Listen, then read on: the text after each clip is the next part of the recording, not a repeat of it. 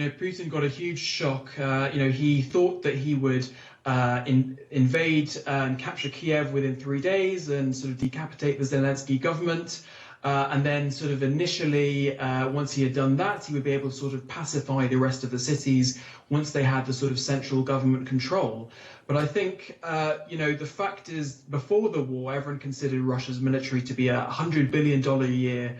military. And I think very quickly we discovered, in fact, this is not a $100 billion a year military, but in fact, this is a military that's been subject to years and years of waste and corruption that's meant that actually all of the capacity that Russia thought it had or assumed that it had and had been using in countries that were much smaller previously and was able to sort of roll over other countries couldn't really be deployed in a way that meant they could achieve vast victory or very swift victory when they were facing a very united country and a country that had,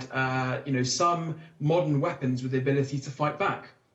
And I think, what we saw really around Kiev was probably one of the most devastating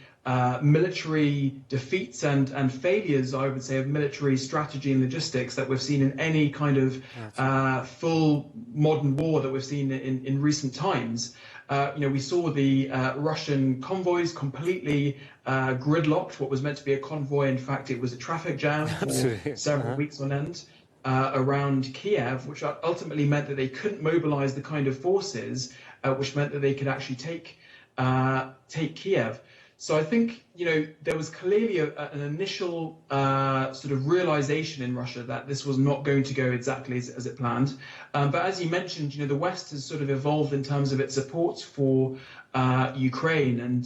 frankly, most people in the West, I think it's fair to say, thought that there would be a swift Russian victory because they just looked at the two countries, they compared the militaries in terms of its size and equipment, and thought that there's no way that the Ukrainians could possibly repel the Russian attacks. But I think a way that Ukrainians defended themselves in such an extraordinary way that showed both bravery but also very tragic willingness to sacrifice really sort of galvanized the West into thinking that actually this is a situation that we are able to support Ukraine as allies. What we know about Putin is that he considers the fall of the Soviet Union really to be one of the most devastating events in the history of Russia. And he really felt that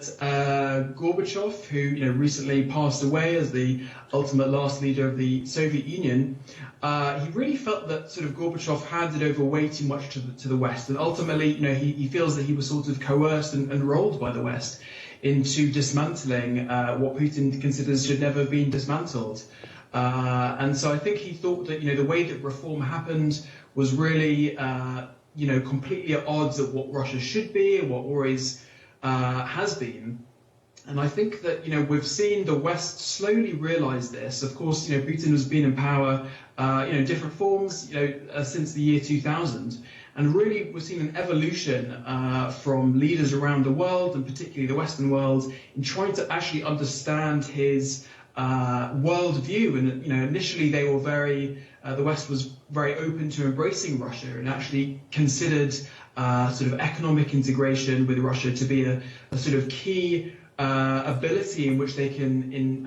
exert a sort of moderating force. And I think that the fact that the Ukraine war has happened and really they haven't been able to control Russia's behavior at all or even moderate it really has kind of destroyed that post-Cold War thinking in the sense that we can no longer really be integrating with countries as kind of a mechanism to try to exert influence. Sovereignty is a word that we've sort of become quite familiar with in the British context, mostly because of what's been happening in terms of Brexit, in terms of trying to restore sovereignty and control over borders and laws in here in the UK. But in fact, I think it has its own meaning, of course, elsewhere, and nowhere else more vivid than in Ukraine, where the very borders of the country and the ability of Ukrainians to actually determine their own future. And I think that aspect of the right to self-determination really is something that is crucial for accompanying